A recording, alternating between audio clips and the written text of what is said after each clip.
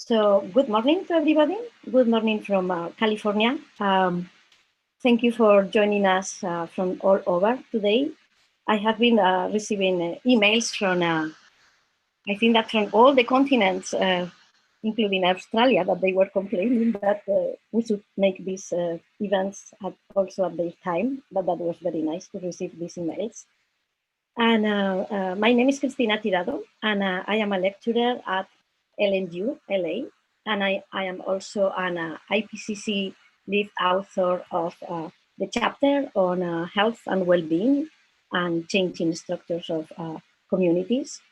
I also contribute to the food chapter, and I also direct a small foundation that is working on sustainability, health, and education. So I would like to welcome all of you on behalf of the group of co-organizers.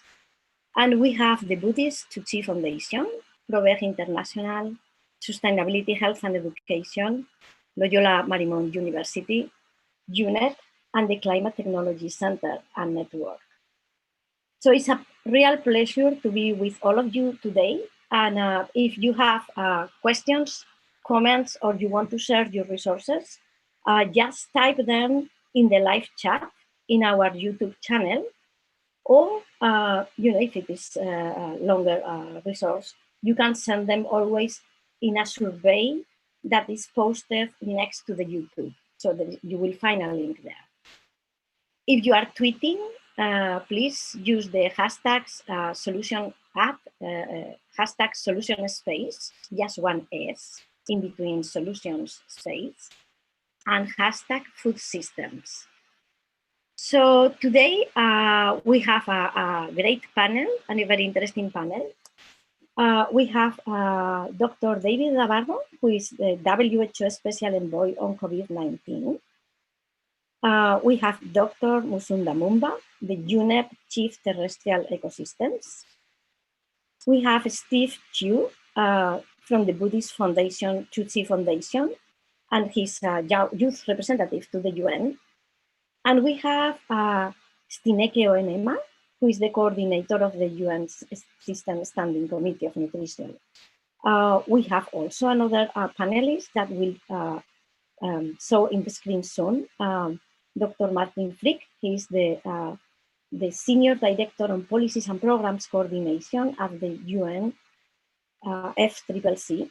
And good news, he is already seconded as Deputy Food Systems Secretariat. So thank you for joining us to the launch of this series of webinars on climate resilient development and transformative systems in the COVID-19 era. So why we have been focusing on climate resilient development and food systems transformation? So what we can see is that nourishing a growing population in a sustainable way and protecting nature under a changing climate is one of the main challenges of our time. And we are seeing that at the same time, we are getting a huge impact of climate change and variability, not only on food systems, but in all planetary systems. And this has been resulting in the last years in millions of people that have been experiencing hunger and malnutrition, particularly children, due, for example, due to the El Niño-driven droughts and the recurrency. From 2015 to 2017, it was one of the most impacted times due to climate variability. What we can see, and this is one of the major problems, is that undernutrition is undermining the ability of people to move out from poverty. This is increasing inequalities. This is compromising their full enjoyment of human rights. So before COVID-19 took over, our world really has been consuming, producing, and wasting, neglecting totally the climate emergency, or neglecting the irreversible biodiversity loss or environmental degradation. And the industrialized world has been jeopardizing basically the survival of the most vulnerable and future generations by supporting economies that are destroying not only human health, but our planet's health. And looking into the current food systems that are based on industrial agriculture and livestock production, mostly for meat consumption, this has been one or the key contributor to climate change, to loss of biodiversity and deforestation. Still, we know from many evidences, scientific evidences, that shifting into a healthier diet from sustainable systems can contribute to limit global warming to 1.5 and keep planetary health. If everything was so easy, right? But at the same time, we can see that we are facing complex challenges that are associated to both unsustainable and dysfunctional food systems. So our food system is not nourishing people, it is making us sick. And the alarming pace of climate change and environmental change and the consequent impacts on food systems and health, coupled with the rising epidemic of NCDs, and of course, now in a pandemic, is requiring a major transformation of how and what food is produced and consumed. So what is going to be for this series of webinars and our theory for this major transformation of the food system? So we are going to be looking into a theory of change that is emerging from the Intergovernmental Panel of Climate Change, from the report, the 1.5 Global Warming Special Report.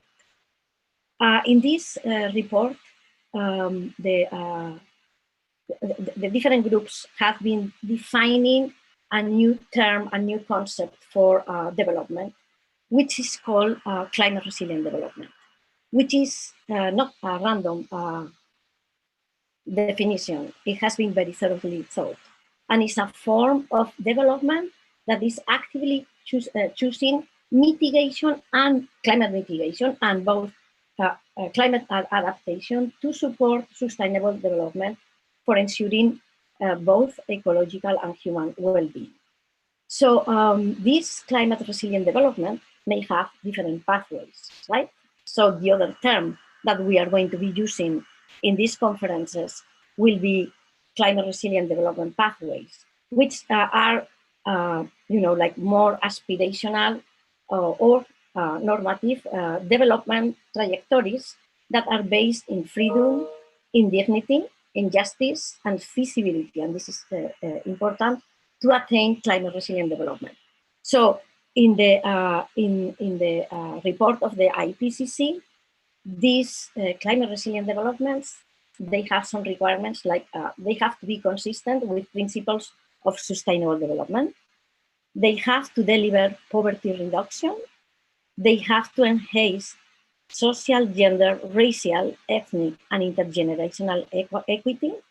They have to deliver resilience to climate change and other shocks and stresses, and they have to protect species, biodiversity, and ecosystems, goods, and services. So it's much larger than our regular definition of sustainable development.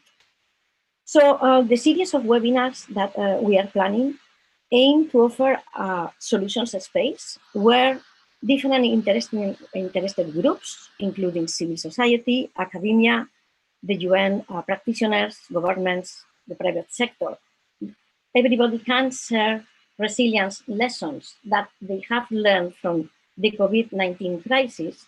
But of course, we need to frame this in a world that was already challenged by compounded impacts of climate change or the impacts of malnutrition in all its forms, or an increasing tendency for inequalities and inequities.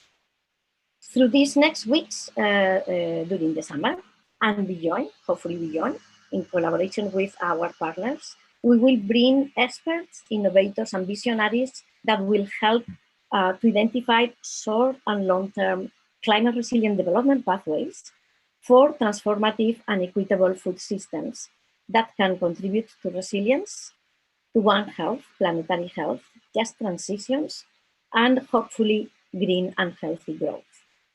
So let me now move to the heart of our discussions and to ask our panelists to share their vision on, how this, like how we should address it, but how we can also recover from this major crisis. And we have David Nabarro, who is a special envoy on COVID-19. David Navarro, I remember that started in WHO the same year that I started. I was in the European office. He was in headquarters, and he has been always a role model for all of us in the organization. David has experience in the 3 areas that we are looking at today. He has been in so many pandemics. I mean, we met in the pandemics of avian influenza. He has been engaged and been special envoy of the UN Secretary General on Ebola, and she has been in the special UN respondent for cholera. He was the coordinator, probably more that I don't remember. But at the same time, David has served as the special representative of the UN Secretary General for Food Security and Nutrition, and at the same time, a special advisor of the Secretary General on the 2030 Agenda for Sustainable Development and Climate Change. So, I mean, David, you have all the, you have seen it all, and we really would like if you could, give us the luxury of from this broad perspective that you are bringing.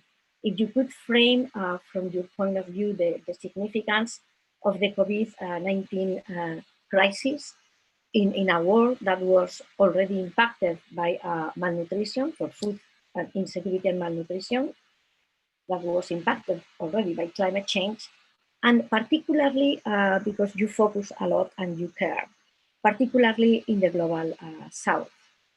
Of course, we would like also that if you could share your vision on the short-term and long-term needs for food systems transformation or other systems transformation. It could be the health systems transformation or other systems to protect and promote health and nutrition. So yeah, thank you so much, and the floor is yours. Thank you. Over. Thank you, Christina. Thank you, and hello, everybody. As Christina said, I'm David, and I've been working in the United Nations system. And I must say, at this stage of my career, I have a lot to be excited about, but goodness me, I have a lot to be disturbed about as well. And I'm going to give you 4 observations on what I think is happening at the moment. First of all, what has COVID done in the last 6 months? It has shaken humanity big time. It's reminded the human race of our collective vulnerability. Who would have predicted that a tiny piece of RNA, a tiny organism, would have caused this degree of perturbation in our societies? But it has. We are not invincible. We are vulnerable. We are extremely vulnerable. And I think it's required all of us to look at ourselves in the mirror or to look at our friends and families and say, wow, this was so unexpected. Secondly, COVID has revealed the fragility and the injustice in many of the systems in our societies. Health systems. incredibly skewed so that a few people can access amazing health services.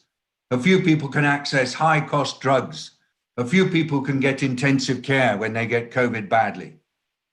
The majority struggle.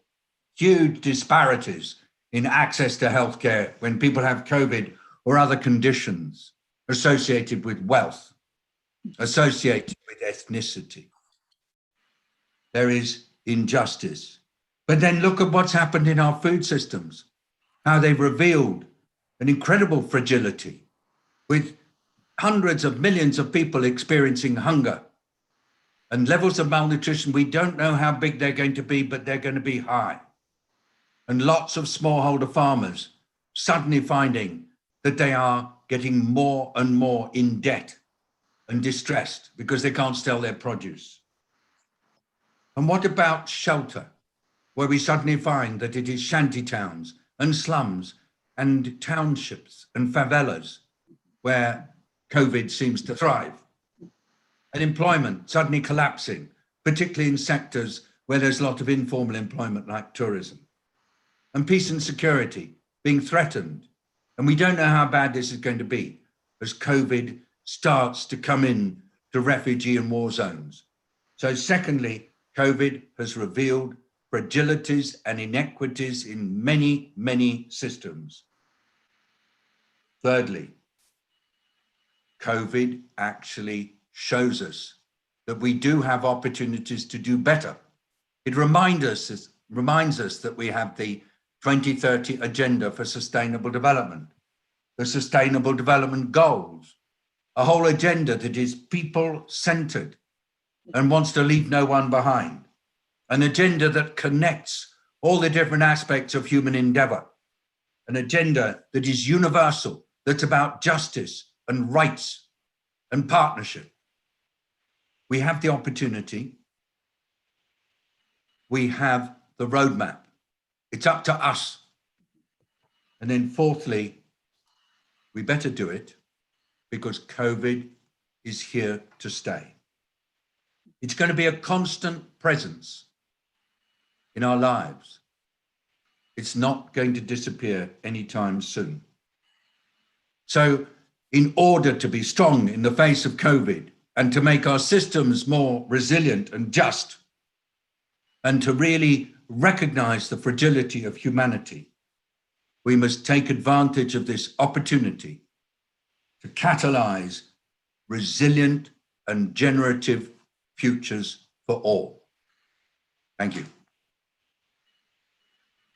Thank you so much, David.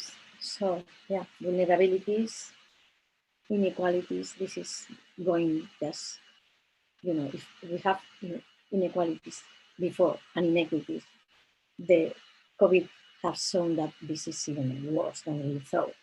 What is happening in the Amazonas, what is happening in the favelas, what may happen in other communities in the South, in the global South, that we still don't know.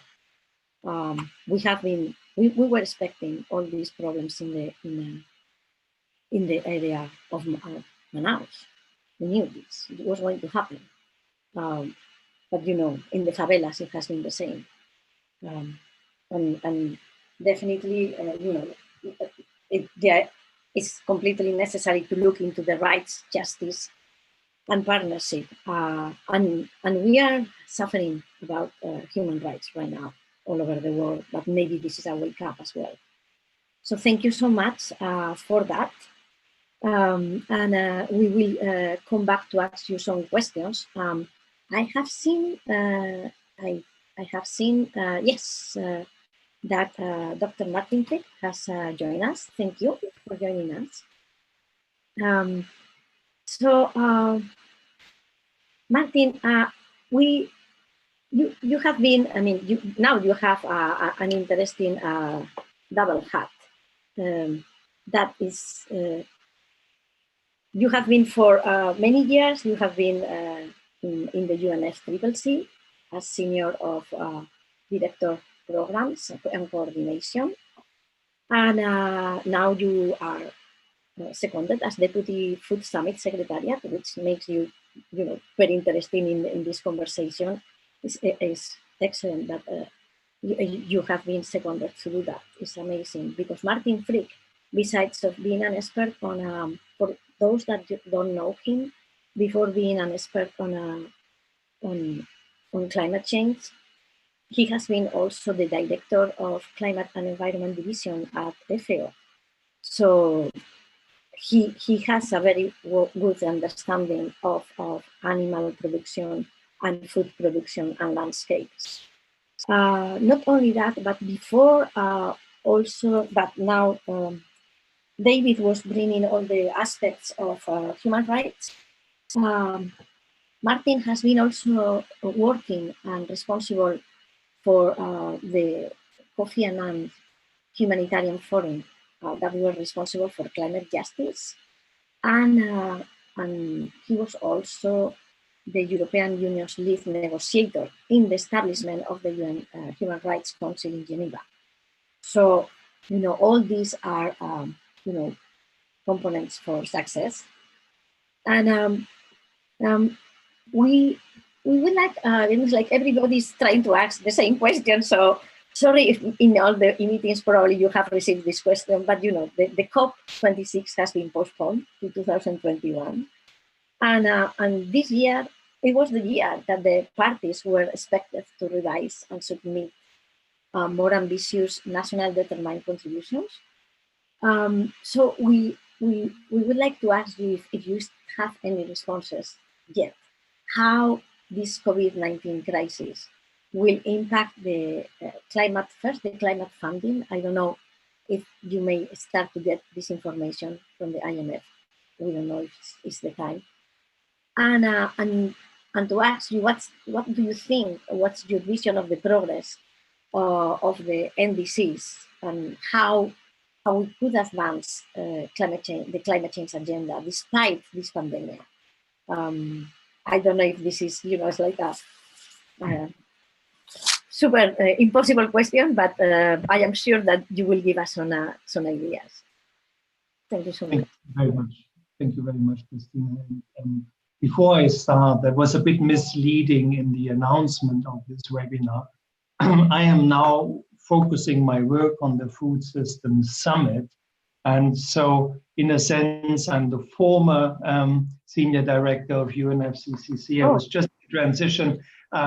So I'm not in a position to speak on behalf of UNFCCC. Okay. I want to make that very clear, but of course I have my experience with climate. And, if you allow me to, I would basically already answer to your question from a Food System Summit perspective, if I may. Thank you so much. I think, it all comes down to one interconnected crisis, which is how we as human beings live on our planet. And there are different entry points. You can look at resilience, you can look at food systems, you can look at biodiversity, you can look at climate change, but in the end, all of that is interconnected and all of that has a very strong social justice dimension. I'm very happy that David mentioned that. If we're looking at COVID, again, we are seeing, for example, particular outbreaks of the COVID crisis in abattoirs and slaughterhouses, where the relation to that is related to very poor working conditions and people who are working, they're living very closely and sharing rooms together. So not least that shows us that wherever COVID hits hardest, wherever climate change hits hardest, it's always the most vulnerable people because it's always a combination of different stresses that ultimately lead to damage and lead to disaster. Now, if we are looking at our time, it is a fact that never before humans have influenced our natural habitat to such an incredible extent as we are doing today. And geologists speaking about the Anthropocene, as human beings are more of an influence on nature than absolutely anything else. If you look at the biomass of mammals, it's basically humans and the animals we eat that are the overwhelming majorities of mammals on this planet, just as one example. And our food systems are at the heart of that. And there are many indicators that they are not working. And the Food System Summit, of course, was conceptualized even before COVID. We have more than 820 million hungry people on this planet, while we have enough food. We have in industrialized countries people who are suffering from diseases which are basically a function of malnutrition and obesity. We are affording ourselves to waste 1/3 of the food that is produced globally. And if we would just look at the emissions caused by this food wasted, if that would be a country, food waste would be the 3rd largest carbon emitter on this planet. So in your introduction, you mentioned the nationally determined contributions under the Paris Agreement. And I believe personally that the NDCs play a stronger role than just, and I say just in inverted commas, being the instrument under the Paris Agreement. I strongly believe that these national determined contributions also frame an individual country's pathway towards the achievement of the Sustainable Development Goals. And I think one of the things that the Food System Summit wants to achieve is to be supportive and helpful for the climate process. Our timing will be such that very likely the Food System Summit will take place just prior to COP26. And I hope that by showing the centrality of food systems and agricultural production, but all of the related systems, there could also be a positive contribution in helping countries to come up with ambitious climate plans that at the same time help to fight hunger, malnutrition, and extensive land use, which could be avoided. Now let me conclude by, and I picked up David's point on the social injustice underpinning all of that. We have been speaking about climate justice for many years, and it makes me personally very happy that this concept of climate change also being a deeply ethical and a question of equity is now really common ground. But if we look at how to produce climate justice, and if we consider that those who are producing our food, which is still mainly smallholder farmers, are 80% of the people who are food insecure, then I think the conclusion is quite clear that to produce climate justice, we have to support smallholder farmers. We have to help them to transition to more sustainable farming practices. We have to make sure that their income is becoming higher, that they themselves are better nourished and can be healthier. And I think that is not only an act of social justice to support smallholder farmers, but here is an enormous group of people that really can be agents of change and can help us to live in our planetary boundaries when we are ready and when we are able to transform our food systems so they can really perform for the SDGs, but also for the climate regime under the Paris Agreement. Thank you so much, and I'm looking very much forward to your questions. Thank you. Thank you so much. Yeah, both very inspiring contributions, very complementary. So we are going to have a first round of questions because we know that David has made an effort of making this meeting as a sandwich, and we are going to take advantage that you are here to respond to some of the questions that we are receiving. do you give us 5 more minutes for the questions? Yes? Okay, very good. So, let me see what we are getting. Okay. So, David, I have some questions here on how is COVID-19 affecting food security, and what are ways we can build a more resilient food system in anticipation to future disasters? And there is another question that could be, either of you, both of you could reply, but I think this was for David. What COVID-19 has taught us regarding vulnerabilities, what you were also speaking, vulnerabilities of essential systems in our society. And it could be what we were discussing before, not only food systems, but health systems mostly, and other systems, social systems that other countries don't have, strengthened enough. We have another question. It's related to, again, to the NDCs. If you feel that you want to reply it, so that will be for Martin. But we have 2020 marks the year where parties to the Paris Agreement submit the new, more ambitious NDCs. And how has COVID-19 affected the progress of the climate negotiations, particularly the progress of these NDCs? So if you want to respond to these questions, will be excellent. Thank you. The floor is yours.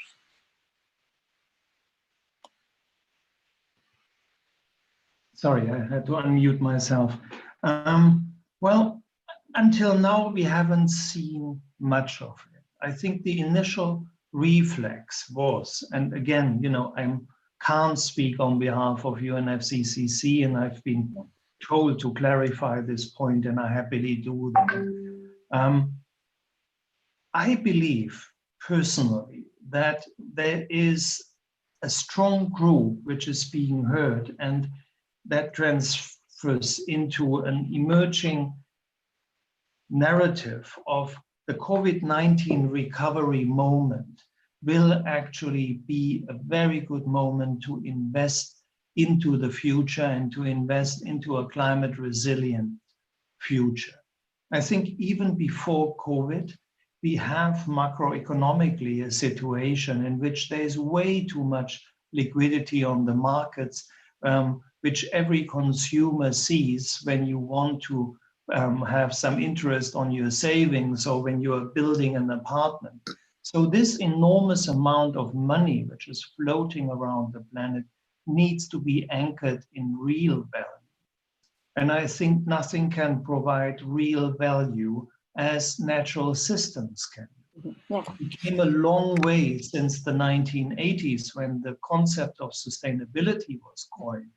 And there was still an idea that we have to stop the destruction of nature and keep the status quo. I think seen from today, we have passed the Rubicon. And the future, also the future of job creation, will also rely very much on undoing damage from the past, restoring land, planting forests, bringing land back into agricultural use. So if you do that, and you see, I haven't mentioned the word climate, but if you do that, you are automatically doing most meaningful climate action. And my hope would be, and again, my individual hope as Martin, would be that countries understand that this investment can be, if you funnel it right, not locking in old brown economy pathways, but really open a horizon for a more sustainable future. Because if we spend that much money, it shouldn't just be in preparation of the next crisis, it should build a more resilient global society. Thank you. Thank you, Martin. So I guess that all the nature-based solutions will be something key. in the food systems as well, right?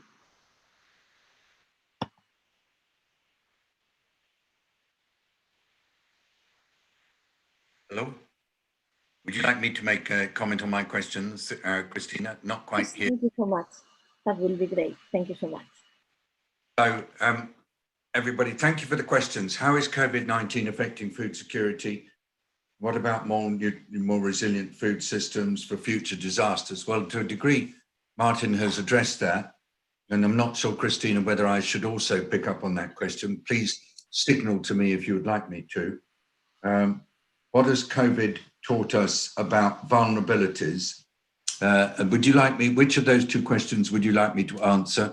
And in what order? I start by the second, and if that brings you something that Martin has not covered, maybe you can take from there. Covered it all. I mean, in a way, it's just that it's quite interesting when you hear two people who've been looking at the same issues answer the same question. It's some similarities and some differences, but we work very closely together. So, and I'm sure Stineke is going to have a lot to say about this. So let me just say about vulnerabilities. There are two kinds of vulnerabilities that I'm seeing. The first is vulnerabilities to the virus and what the virus does to us. And there's second vulnerabilities to the containment efforts that are being undertaken all over the world to try to stop this virus from spreading. And these are really dramatic. So vulnerabilities to the virus, we're seeing all over the world that it really does affect people who are older, people with other illnesses like diabetes and hypertension. It seems to affect men worse than women. But perhaps most importantly, we're seeing that it really does affect poorer people and poorer people who are in occupations that are making it necessary for them to work often very close together with no opportunity for protection. As Martin mentioned, the meat processors and the fish processors, and also the people who find themselves in jobs providing service, like driving public transport or cleaning areas that are communal, or looking after security, or maintaining detention services in prisons and so on. It's very much affecting those who serve and those who are often with little power. And I think we have to hold on to this because it's showing us about vulnerabilities in terms of the human being, but it's also showing us about vulnerabilities in terms of structures that disempower people. And so this COVID is really revealing extreme disparities in power and opportunity. And I think it's just certainly it's forcing me, I have to say to you this to you, Christina, very directly. It's making me confront the structural challenges in our societies in a very abrupt way and in a slightly disturbing way. I have not found the last 3 months easy. I've been reminded of these structural disparities, and I've perhaps got a little bit used to them. And perhaps the most profound thing is that it's reminded me that you get discrimination because of your skin color, nothing more than that, that makes it hard for you to access healthcare, that makes it more likely for you to be subject to challenges in your life. And I suppose I've really had to just wake up to this. I said, come on, David, look at it. You're part of it. Be part of it and own up to it. You'll own up to the acceptance of poverty, own up to the acceptance of racism, because actually these are making people more susceptible to the disease. And also they're making people more influenced by containment. The fact is that minority communities in the US are more likely to be made unemployed as a result of COVID containment efforts than non-minority. So I've had a real wake-up call, Christina. And I think that I've learned a lot about vulnerability that I should have really paid attention to before. And just in regard to food insecurity, smallholder farmers. I want to repeat it. Martin said it. but the world has 500 million smallholder farming households. They are all hurting because their markets are messed up and because they can't get inputs to do their planting. And so they are just in huge pain. And they were already suffering, going into debt, committing suicide. But we're going to see much worse outcomes for smallholder farmers.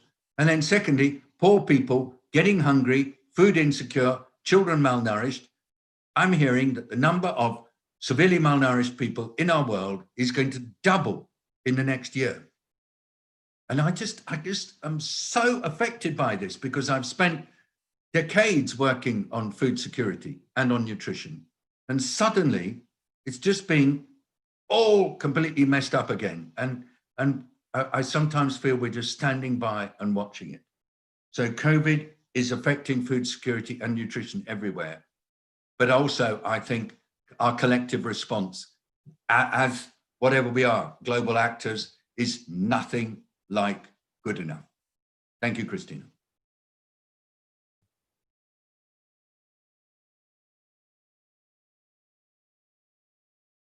Thanks to you. Thanks to both of you for your input. So what we are seeing also all these non-communicable diseases are making the affected people more susceptible to COVID-19.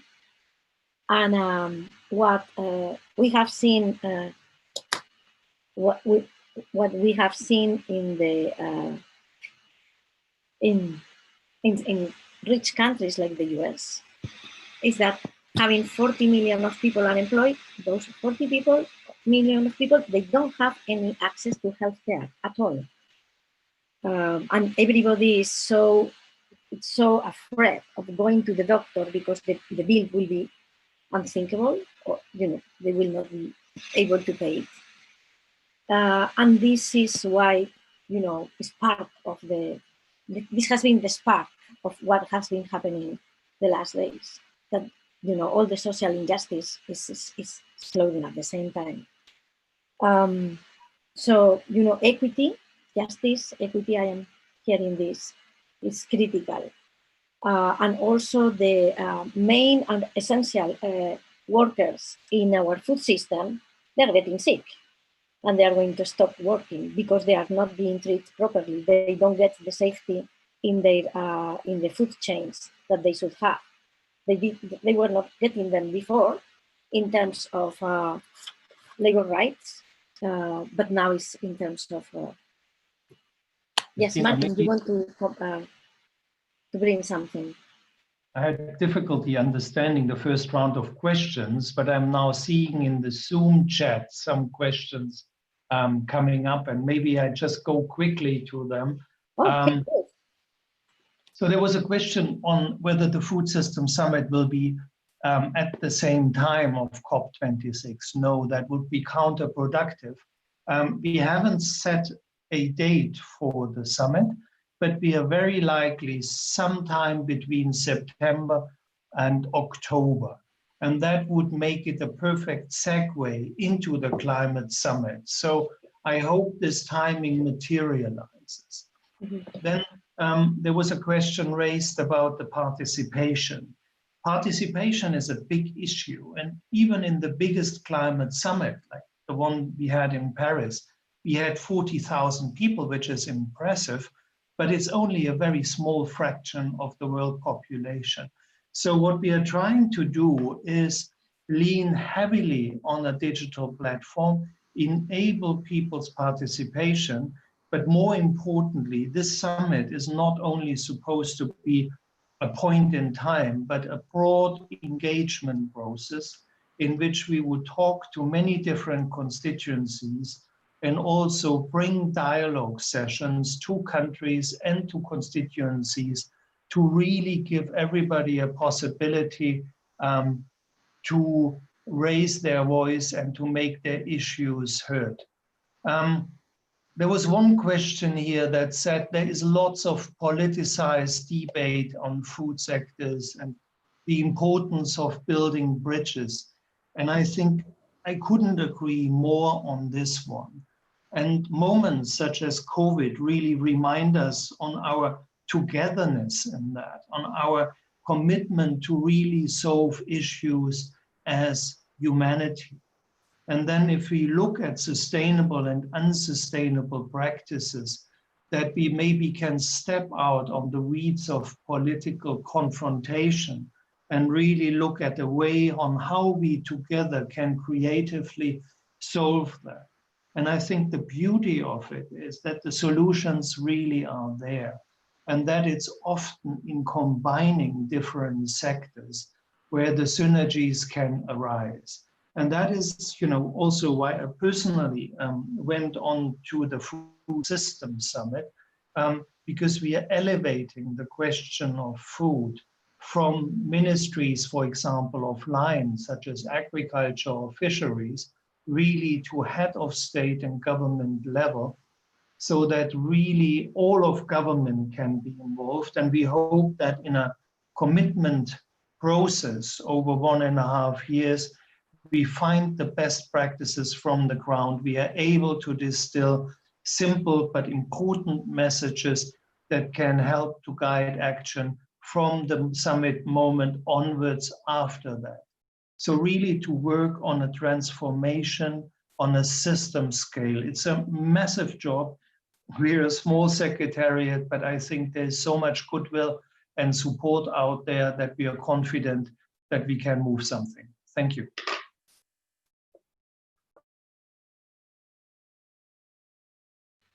Thank you so much. So David or another panelist want to take any of the questions?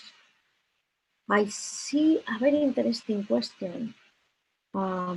Psychology. I don't know if I find it now. I could just be really quick, Christina, because I know it's time for the other panelists to speak, and I wouldn't want. Very good. So I will leave this question for the next one. Yes, tell me, please. Tell us, please. I got 2 sentences. Work to make food systems more resilient must be woman-centered, built around smallholders, and focus on ensuring that poor people, particularly their children, are able to access decent nutrition as well as be food secure. It's as simple as that. And that motto has to underlie everything. Mm-hmm. I mean, it has been there, but sometimes we forget, and we have conversations about food without women smallholders being present. We have conversations about food without focusing on the hungry. That's all I want to say. Thank you. And now up to you now. Thank you so much. So thank you for joining us, and we will keep in touch. I want to listen until past when my next thing is, but I just want to stop talking. Thank you, everybody. Okay, very good. Thanks a lot. So, Martin, do you think that you would like to take, or somebody would like to take the question on the human psychology? Or maybe we take it later? That's a very interesting one. Should I give it a shot? Okay, good. Thank you. Well, I will be very short. I think this is an excellent question, because whatever we do as human beings, we only do it if we are not convinced here, but we are convinced on our heart level. And in order to do that, I think we have to change our way in looking at things. For too long, everything environmental was always a story of all the things you must not do, all the things that are forbidden, and all the fun stuff that you're not supposed to buy.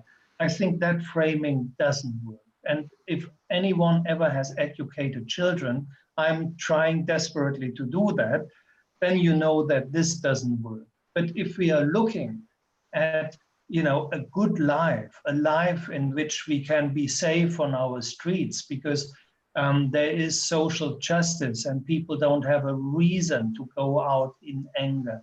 If we are looking at a life in which food actually makes us healthy and nourishes us, and is not making us ill, if we are creating a future for our children, if we are making sure that animals is not something that maybe you're lucky enough to see in the suit, but they're actually sharing this ecosphere with us. I think that's a beautiful vision out there.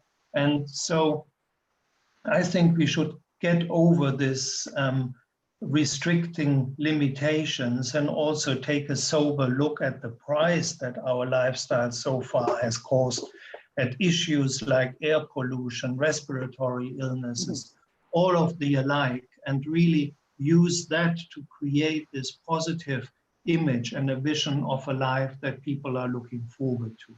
Over. Thank you. Thank you so much. So thank you for the responses to these questions. For the participants that are sending more questions, if there are questions that are not being responded, just include them and keep them in the chat. And if there is a long question or not a space there, there is a survey where all the participants can send these longer questions, and we will respond them. Okay, thank you. So let's move to another panelist. Then we have Mumba, who is the chief from Terrestrial Ecosystems in UNEP, and so many other things that it's also difficult to to think where. I mean, do you have two lives? Some of you is like I am thinking people have two lives. So Musonda has been she's also the chair of the global partnership of the forest landscape restoration, and she brings also an interdisciplinary background that is necessary, to understand and really to address the issues that we are talking, these complex issues of climate change and food systems and nature. And she's bringing 20 years of experience working in both the scientific and also political levels on climate change, adaptation, on conservation, on protected areas, wetlands ecology, but also she's an expert on mountains. She has been living in 3 continents, working on these aspects of mountains ecology, in places that I love to live, Peru, Nepal. What was the other one? Peru, Nepal, I don't remember the other one, but they were very interesting. So Africa, Asia, and Latin America, and before working for UNEP, she was also working in the Zambian government, in the Ramsar Convention, WWF, you name it. Besides that, she is a writer, she is an artist, and she's a mother, and she's a sister, and a sister friend. So you have it all. Thank you. We wanted to ask you, and feel free to to include your vision. But I have seen you in the Global Landscape Forum, where you were discussing the triple challenge of the stable climate, food security, and space for nature. And I read the paper that you sent me, and I really thought that it was very thorough and comprehensive. Still, we need some some challenges, but it's enough. 3 challenges are enough. And the discussion was looking into what were the existing solutions to tackle the trade-offs between climate and biodiversity and the food safety goals, which is very complex. So yes. I wanted to ask you if you could start to address what is the vision that you have from the point of view of the work that you do in UNEP. It's clear that is linked to ecosystems restoration decade. And if you could give us your vision of how to start at least to put things in order in that groups of ecosystems. Thank you, Cristina. Thank you very much. And thank you very much to all the viewers out there. Thank you very much, David and Martin, for your intervention. And I think I'll build up a little bit on that in the interest of time. I mean, the four opportunities and points that you raised, David, I I really, really completely agree. And I think that the last point on COVID is here to stay is very telling in terms of, quite frankly, we're in a moment of human history where it's like we're having a test run. We're just trying to figure out, how do we now exist? And climate change in its way is still here. So we saw that during the pandemic, as the pandemic, everyone was on lockdown, we were all in our houses in respective continents. Climate change was already ravaging communities. And we saw here in East Africa, flooding, the actual flooding around Lake Victoria, communities, food systems totally washed away and flooded. I mean, already compounding a very complex situation. And as David put it, this high degree of perturbation that just totally threw everyone off course. So at UN Environment, we have been a part of, together with FAO, the Food and Agriculture Organization of the UN, with this UN Decade on Ecosystem Restoration. What is this decade? This decade really is a moment for us to really look back and say, what have we done to the planet? The fact that we have this pandemic is already telling of the level of destruction we've done. Zoonosis, where a disease comes out of a landscape and suddenly as humans we have it. And really COVID is a wake-up call on what it is that we do to nature. So with this triple challenge of looking at climate change, food security, and also nature, I think, Inga Anderson, our executive director, really did say at the very outset when the lockdown was kicking in, where she said, now we can see the price we have to pay based on what we've done to nature. And so it is now a wake-up call. And as the World Environment Day passed on the 5th of June, last Friday, this is time for nature. So how then do we address that? I was very glad that Martin talked about the issue of smallholder farmers, and David also touched on that. We're also in the UN Decade for Family Farming. If the world is fed by family farms, we also have to to bear in mind that what COVID has done is to demonstrate and show the need for nutritious food systems. So if we have landscapes that have depleted soils and they're not healthy, and already we're going to see the implications on our nutrition, on our biomes, our human biomes. So what I'd like to say, I mean, in March, and David and Martin have been a part of that process, just May of this year, we had the Global Nutrition went by really like a little silent thing, but that was such an important report to talk about the nutrition around the planet. And so going forward, I think we have to think on several things. We have to think about how we manage our ecological systems. And then secondly, for me, coming from the African continent, we've also had traditional food systems that to some extent, historically could have been, referred to as peasant food.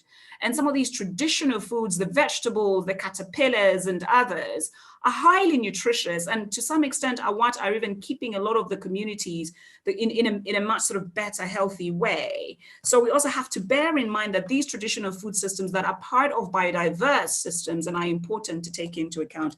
And lastly, but not the least, I think the issue of Anthropocene, the age of humans, we have affected this planet in ways that we cannot understand. And by David's point, the third point, the opportunity to do better. We have to do differently now.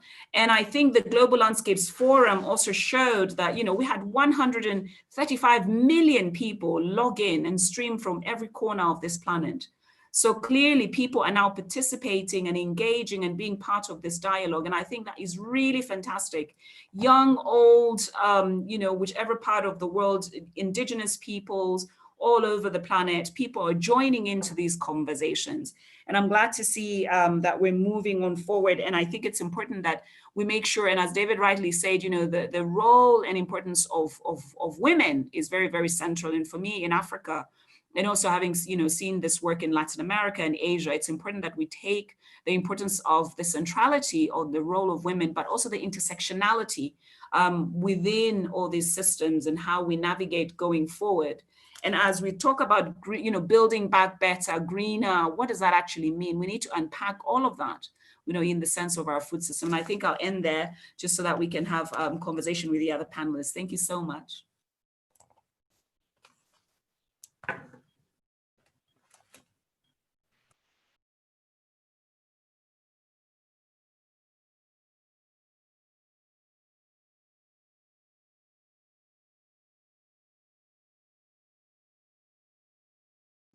Christina, I believe you're on mute.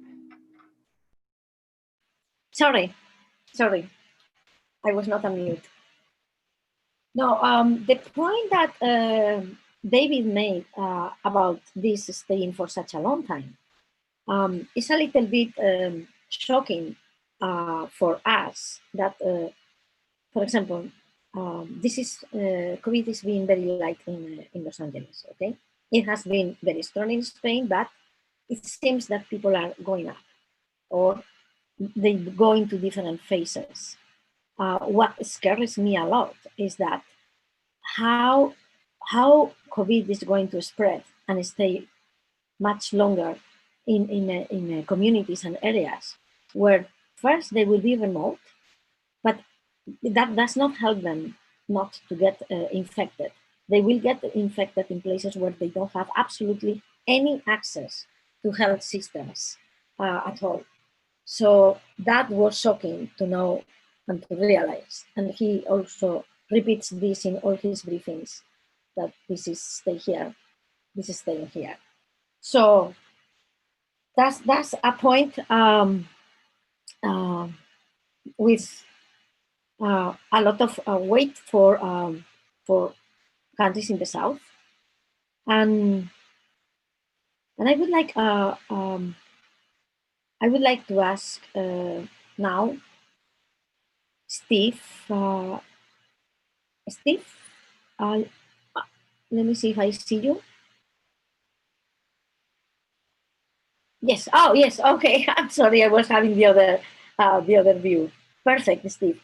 So thank you so much. So Steve is with the Buddhist Chiu Foundation and is a youth representative for the UN.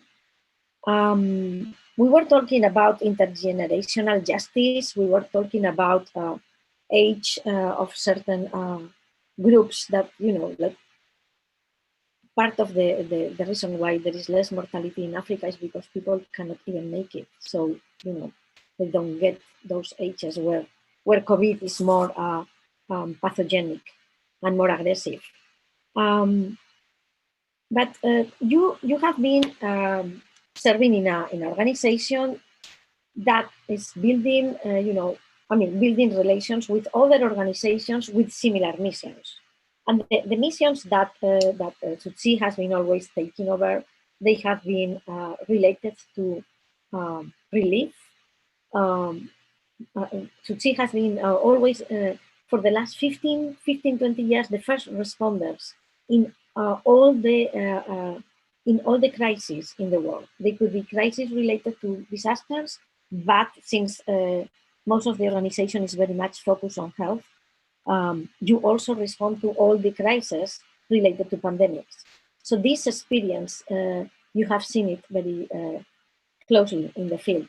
I was impressed that when COVID-19 started, I work a lot in Kenya, and I call Chiu to see, how we can help Kenya to address and to be prepared. And they make me a comment, well, still Italy and Spain are struggling. You don't think that we should help that? So I realized that Chiu, it was supporting 70 countries, providing the desperately needed medical supplies and PPEs, and this is like unthinkable. I have not seen this kind of support being done also with voluntary people, 80,000 voluntaries all over the world. Very impressive. So from the point of view of this organization where you are serving, and of course you have a completely different role because you are in New York, and I have here the people of the city of New York saying how enthusiastic and how engaged are the youth of Chiu in all the activities they do. This has been called Buddhist in action, which I love it. And in New York, they are absolutely thrilled with all what you do. When they were talking in the San Francisco summit, in the Global Governors Summit, They were many representatives on the city and highlighting how you are like making vibrant all the activities from the point of view of the youth, but also, in the city. Could you share as well, how do you get to do this? I mean, tell us your secret, please, because because that was very nice, to have the city talking so highly about the youth. Thank you. Sure. Thank you so much, Maria. And thank you to all of my co-panelists for the wonderful insights on how we've been responding to COVID and how we're looking to build back better to create these transformative systems. Maybe from my side, I'll share a little bit of what Christina just briefly spoke to, and also paint a portrait of how various civil society and faith-based organizations are responding to COVID and how we're looking to rebuild. So like Christina was saying, Tzu Chi is a humanitarian aid organization. We're founded by a Buddhist nun named Dharma Master Zen Yen, who really wanted to put the principles and ideals of Buddhism into action and take that and utilize this notion of compassion and action to be able to help the most vulnerable and suffering in the world. Our work spans 100 countries, and we try to create comprehensive actions that encompass all 17 SDGs in our interventions through community-led models. So in our response to COVID-19, we really quickly saw that there was a stratification of society. You would see the wealthiest isolating in very safe environments, whereas the poorest of the poor not only had no environment and space, like David and Martin were mentioning earlier, in the slums to really self-isolate and social distance, but they were also held hostage to their situations in finance, in that they still had to continue to work and provide for those who were more fortunate than them. So immediately, Tzu Chi started mobilizing our networks of volunteers and partners to respond to this crisis in two main ways. First being the provision of personal protective equipment to the hospitals that were at the front lines and to the communities of the most vulnerable. And then also continuing with our food security and medical interventions to refugees, indigenous communities, and those that are most likely to fall in the gap. I think looking at the macro picture of how civil society has been responding to the food security issues and then also to the COVID issues, we really see ourselves as a role in filling gaps. Mm-hmm. So looking at how we've been responding to COVID, I think there's a couple emergent ideas that some of our co-panelists have already spoke to. So I'll skip over those, but really look back to how we can coexist with the earth and what this opportunity that COVID brings us really gives us. So as we begin to rebuild from COVID, we at Tzu Chi are advocating for 5 directions and 5 pathways that can bring us to a better and brighter future. I believe it was Martin who was speaking earlier to the notion that in looking at how we reinvest post-COVID, we can really catalytically transform towards a green economy. I think from Tzu Chi's side, one thing that we've been practicing for the past 30, 40 years has been circularity and looking at how we can create circular economies. Within our Buddhist abode back in Hualien, Taiwan, all of our Buddhist nuns and our monastic community practice a simple life where everything has a second life. So for example, our food that is wasted becomes, or food that isn't eaten becomes then the raw material to cook our second meal. Right? And then food scraps then become compost that then become soaps and the saponification and all of that. But this idea and this notion behind circular economies, I think, is very near and dear to our hearts. And we see it as a critical pathway towards a more equitable food system. If we look at the amount of food that we waste and we compare it to the amount of malnutrition that is present in this world, the number of people that are going hungry, we see a deep equity problem. And at the same time, we see a great opportunity. However, if we're to address this issue, we really believe that we can't just have a systemic policy being put in place, but we need a cultural shift to take place. Food waste isn't just a resource allocation issue, it's also a moral and ethical issue. And it extends beyond just the food itself that is wasted. It also looks at how we see people. Right? If we see food as something that we can easily throw aside, that it has no second life after its first usage, then we can, by extension, very easily do the same to our fellow human beings. I think when we talk about social justice and we talk about equity, we need to have that frame of mind where every person has the innate value that needs to be cherished, nourished, and then manifested. So I'm really happy to hear earlier conversations around smallholder farmers and their value that they bring into the system and the dire situations that they're in right now regarding how they're managing to cope with our food insecurities induced by climate change.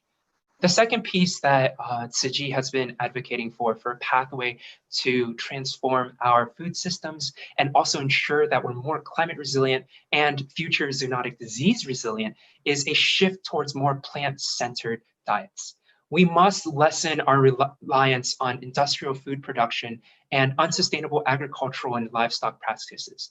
Not only does that have that triple threat of continuing to propagate zoonotic risk, and then also exacerbating climate situations by the increased production of greenhouse gases, it also has deep health risks that are contributing to the detriment of our overall collective societies. And it also ensures that we're not biodiverse in our food. If 70% of the crop grain is being fed to animals, if some strain of bacteria comes and wreaks havoc on that, where is our sustainability? Where is our resilience at? The third route that I would propose would be, from Tzu Chi's perspective, is the need to continue the work that is being done right now during COVID around digital community building and the intergenerational wealth that is coming forth. We're seeing so many more people come online these days than ever before. And this, in turn, is creating a new wellspring of knowledge and information.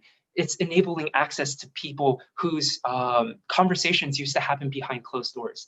Conversations like these that used to take place inside the UN, but now can be streamed worldwide and be kept as a resource for all.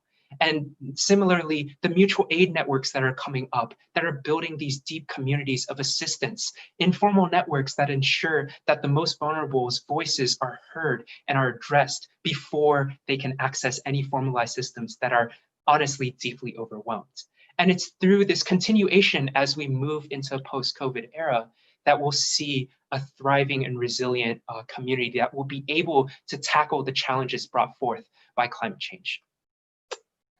Fourthly, looking at theories of change, Tzu Chi believes that every person has the ability to create impact within our community. We see this in how we're responding to COVID-19. Social distancing and our personal responsibility to our shared well-being is something that is directly demonstrated through how we're practicing and exercising social distancing.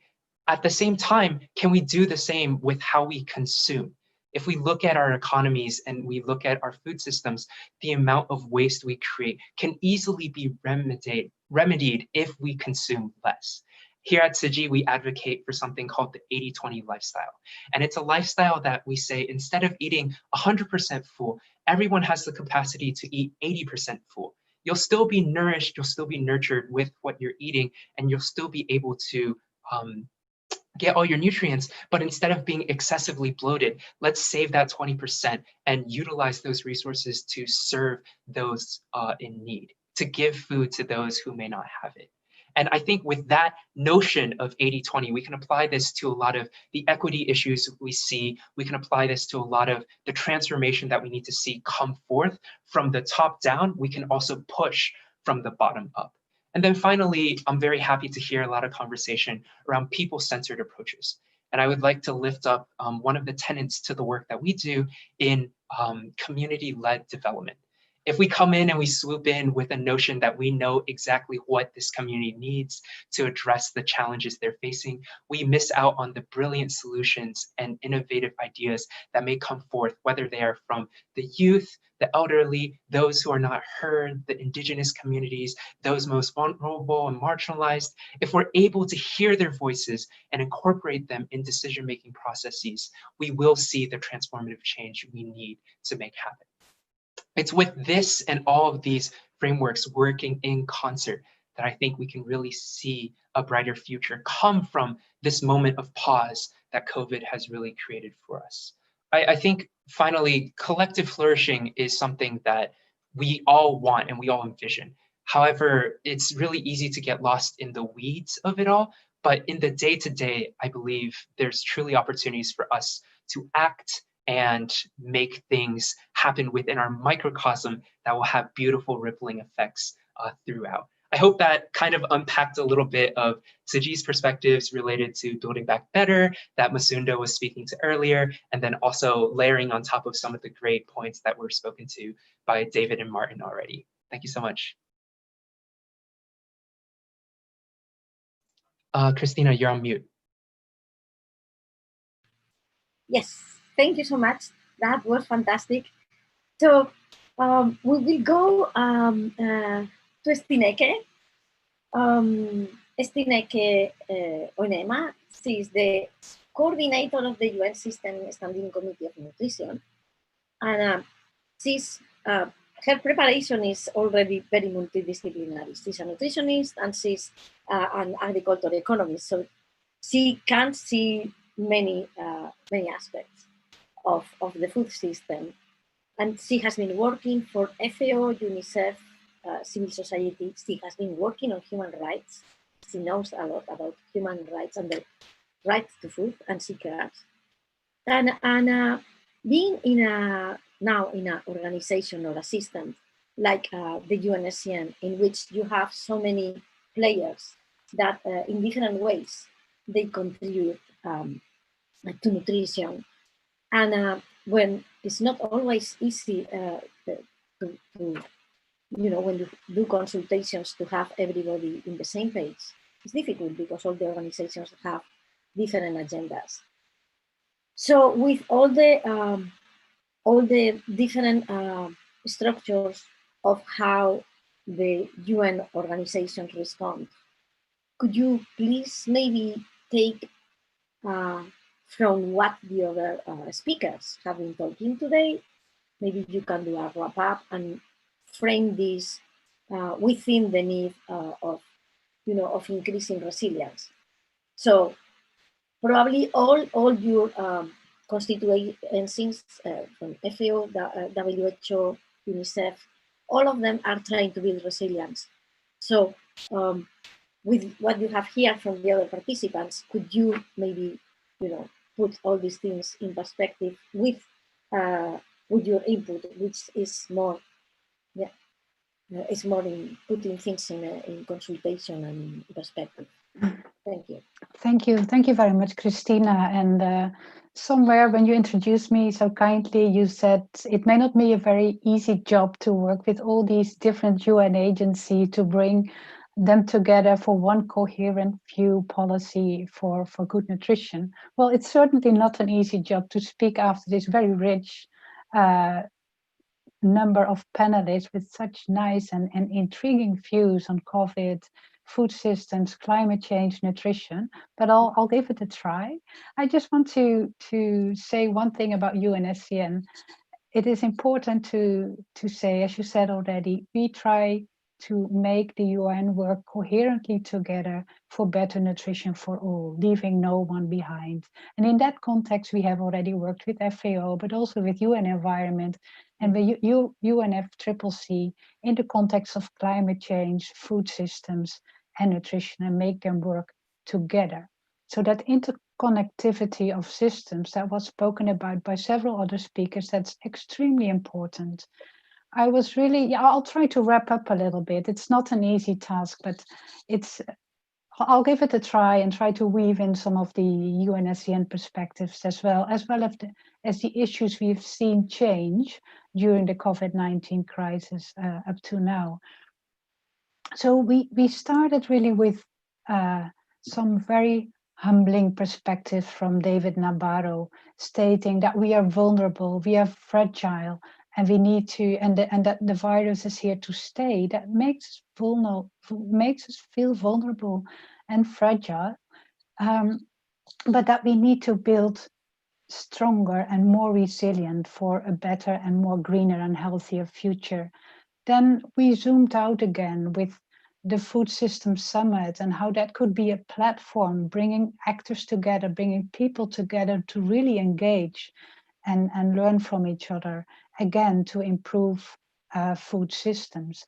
I was really so happy that our colleague, Dr. Mumba from UN Environment, reminded us again of the central role of women and the importance to work in synergies for better food systems in relation with biodiversity, a better climate, and a better world, better nature. She reminded us, in fact, of the several decades we are living in.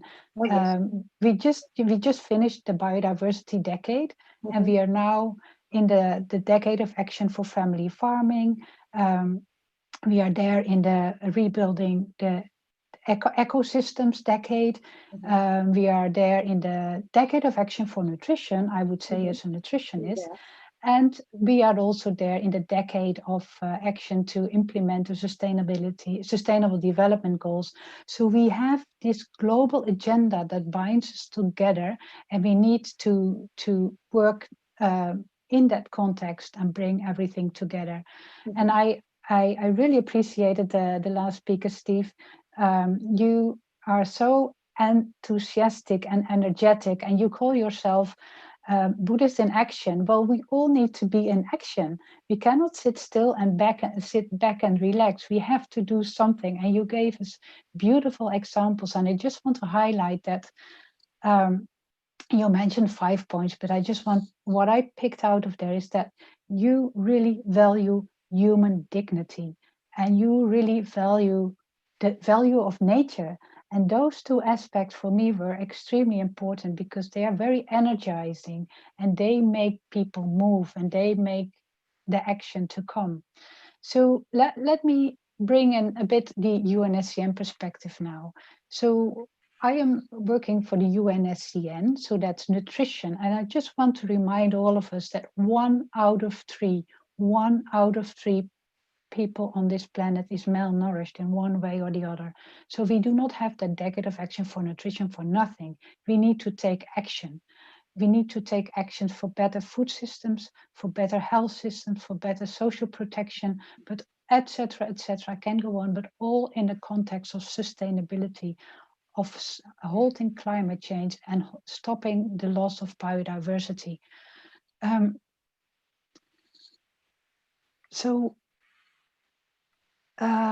Let me say something about where I can see an entry point.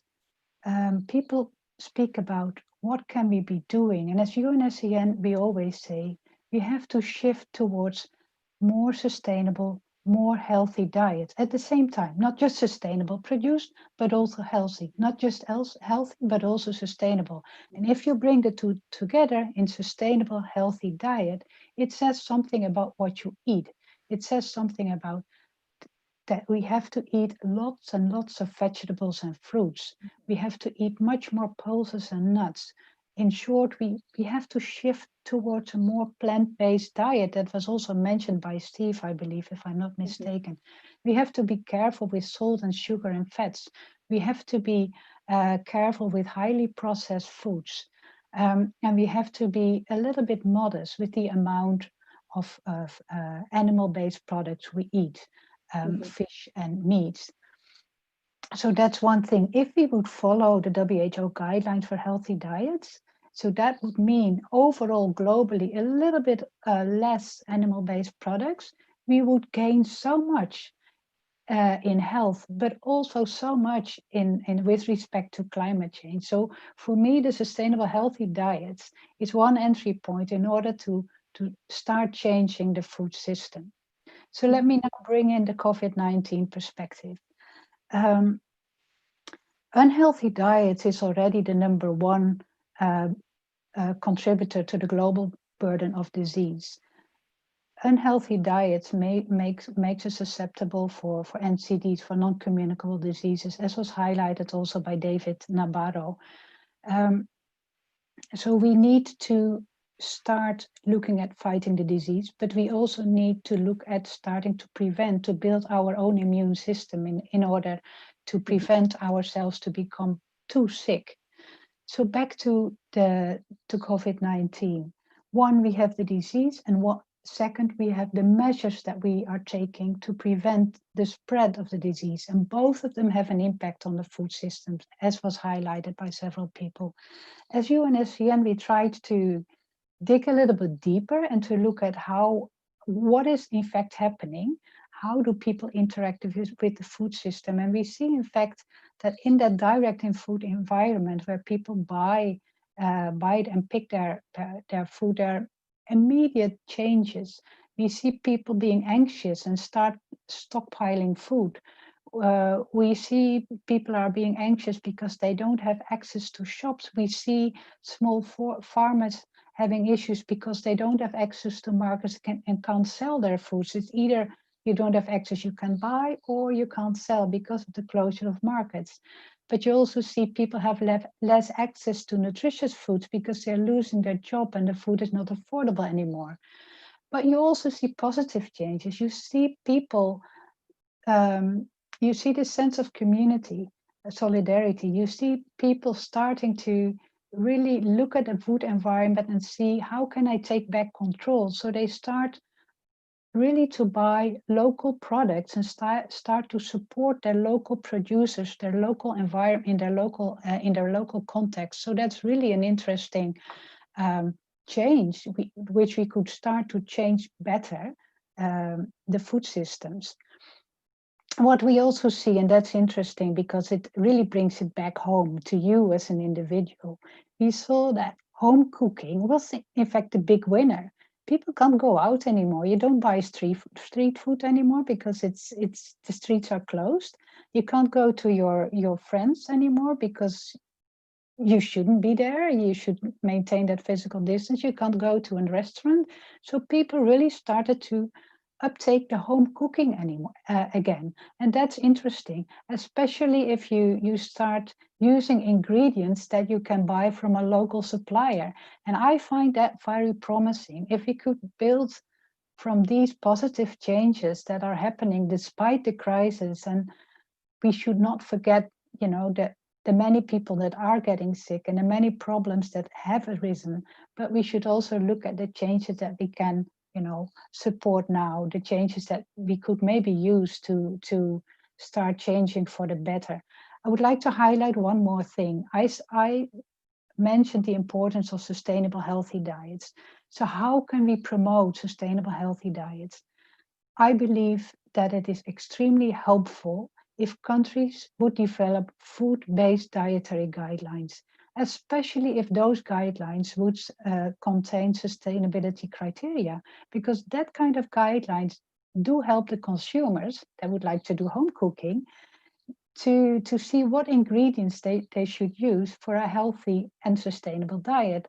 But at the same time, it would help producers to see, okay, what should I produce in order to supply that healthy basket for a healthy and sustainable diet?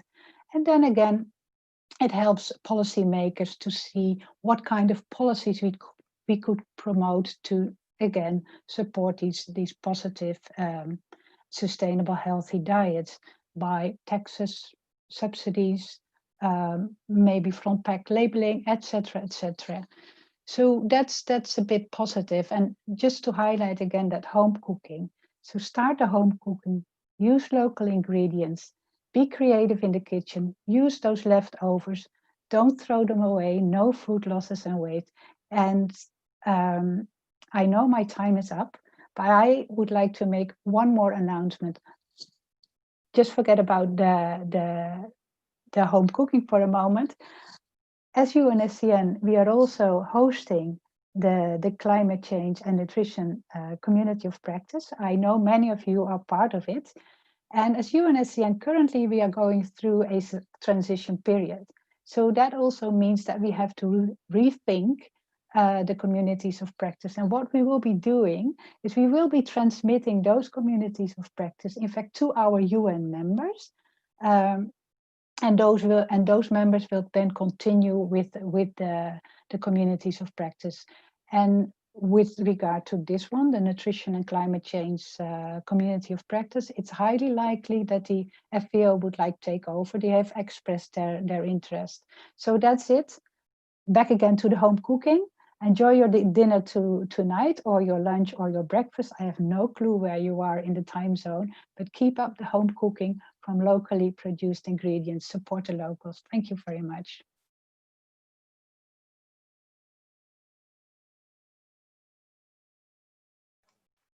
Christina, you're... Yes, thank you. Thank you so much, Stineke. That was very a very nice mix. But the idea of the circularity is coming back and forth through all the speakers. So I love that. And yeah, and the idea of the food-based dietary guidelines.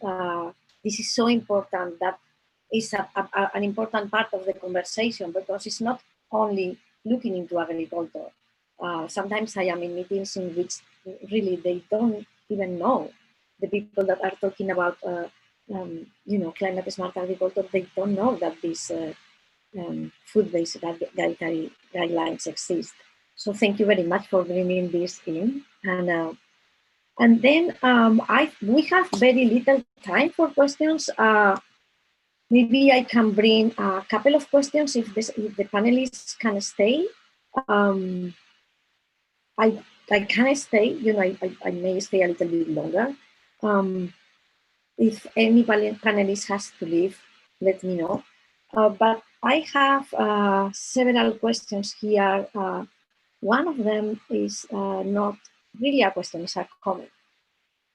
Let's see, that was coming from ProVeg International, which is one of the co-organizers of the series of webinars.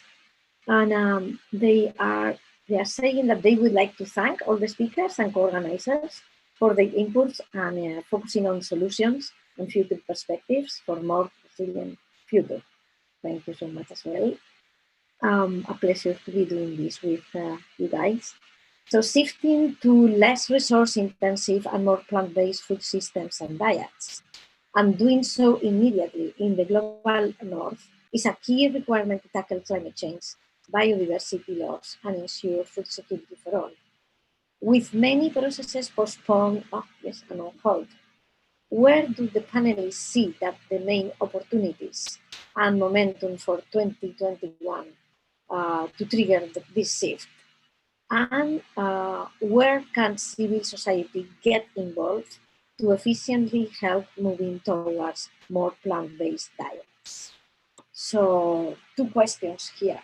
And I wonder if any of the panelists want to take it now. I'm happy to speak a little bit, and then maybe Stineke. But so from my side, I think looking at the shift to more climate smart agriculture and more plant-centered ag is brilliant, and it's fantastic. I think it has to be paired with a modicum of just transition. So not looking at equality, but rather equity, recognizing that the systemic barriers that are in place for people of color farmers and farmers that are smallholder farmers that are competing with large-scale corporations brings about distinct inequities that would prevent them from being able to truly flourish if we asked them to shift to different models of practice. And I think right now, with how we're recovering to COVID, it's a perfect time to implement those methods of just transition, because the funding is there, the interest is there, and I think we've all slowed down enough within our collective society to recognize that something needs to change. And this is definitely a way forward. So looking at some of the work Siji's doing with our partners at the US Climate Action Network, I would encourage everyone to read the Vision for Equitable Climate Action that we've written together alongside of 100-some different organizations that kind of paints a portrait of what that just transition could look like, and what needs to happen in order for us to transition towards that more green economy that is equitable for all. Yeah, thank you for bringing this to the conversation. I think that this is the critical issue, like equitable food systems. So I can't see Stineke wanted to add. I'm here. No, I can maybe answer or partially answer that question.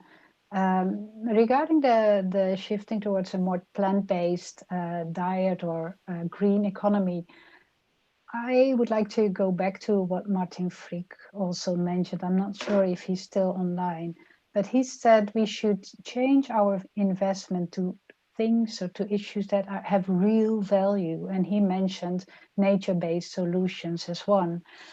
I'd like to add there and also specify that currently our food system is really leaning on just a few crops and species. Totally. So I would really urge investors to diversify those investments. We still have a huge biodiversity, and we have many edible plants, and we have not enough investment and research towards vegetables and fruits and how to make those more affordable to the wider public.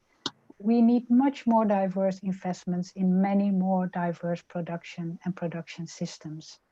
I believe there was another question about the momentum in 2021, if I'm not mistaken. Well, we have a large number of international meetings, events in 2021. Of course, Martin Frick already mentioned the Food System Summit, somewhere September, October. We will also have the Climate COP, but earlier in the year, we will already have the UNEA, the UN Environmental Assembly. And I really urge, I'm afraid that also our colleague, Dr. Mumba from UNEP already left, but I really hope that also in the UNEA, there will be clear attention for food systems. Because if we would have these few events throughout the years, they can really build on each other and come to a very big climax, maybe during the Food System Summit, and then followed by the Climate COP later in 2021. In that context, I also would like to mention the Committee on World Food Security. That committee is now, these days, developing guidelines for food systems and nutrition. And the Committee on World Food Food Security is the most inclusive platform to discuss these issues. So if they are capable of coming forward with guidelines for food systems and nutrition, and currently they really have nutrition and sustainability at the core, that would really be an excellent input into all these meetings that we will be having next year. So in the UN Environmental Assembly, in the Food System Summit, in the Climate Change COP, and also in the Nutrition for Growth Summit. I forgot to mention that one, but that's also one of these major events next year. So just maintain the momentum, connect the dots between the events, and come forward with a very, very strong political outcome document for action. Yeah, thank you, Stineke. I mean, these are all exciting events that will be keeping the momentum in a time, that we have been a little bit down. It's wonderful. And it will be great to understand better how civil society can contribute to that, and who will be asking for input, etc. So we have more questions here.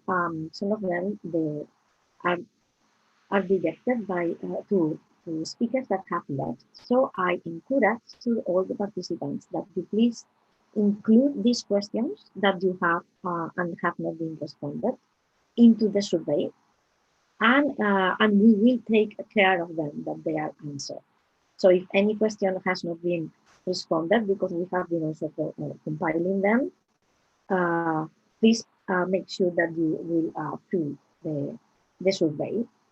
And I wanted, it's like we have really no time left, but I would like to thank for all your questions and responses, for all the presentations, and just to give some little concluding remarks on behalf of the organizers, to thank all the panelists, all the participants, and all the colleagues from Chiu and ProVeg that have been working behind the scenes. And and to share with you some take messages. Because what we have seen since COVID-19 took over the world, there have been many lessons that are emerging from the response at different levels, okay?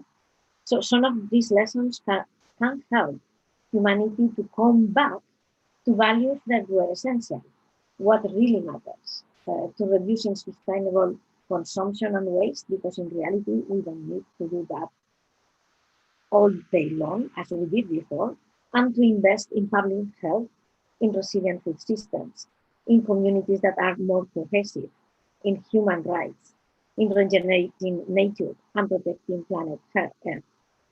So, these issues of taking care, and I forgot peace, because peace and human rights, they need to go hand by hand.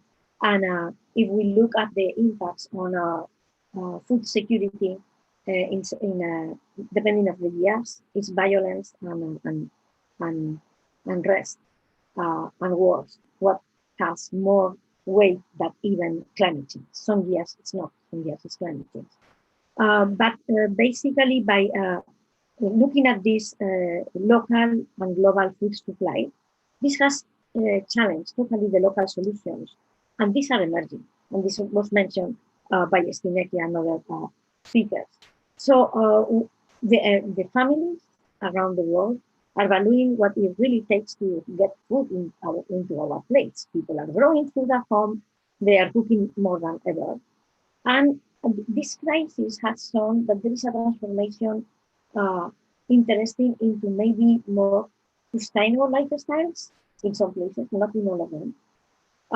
But they have shown also that sustainable and healthier diets are possible in some areas. And we have been stopped traveling. And yet we are closer than ever through this conference in technology that is allowing people that otherwise we will have not seen, because we usually meet with all these groups in Bonn in these 2 weeks. And we will have not seen everybody because somebody will have a problem of visa or could not travel, etc. So this is in a way bringing us together. And we have planned a series of webinars that will be scheduled generally in every 2 weeks. So the first one will be on food security, on climate change, COVID, and food security, the challenges and opportunities. The following one will be focusing more on food and health systems resilience and the lessons learned with COVID. We will have one that will be focusing on One Health and transformative food systems towards One Health, planetary health, and in general global health, because we are going to look also into health systems. It will be one, Stineke, who would like it, on sustainable and healthy diets. And it's going to be very practical, that one. We will be posting more about that to share, what different groups in the world are doing to substitute protein, animal protein, with delicious supplements that are affordable and easy to find. The last one, it will be more focusing on the growth that we are looking into after COVID-19, just transition, green growth, healthy growth. And we are starting to receive requests from different groups, maybe to include some of these, to continue these webinars, also in the frame of the partnership with UNEP and with the CPNC, which are doing this kind of recurrent capacity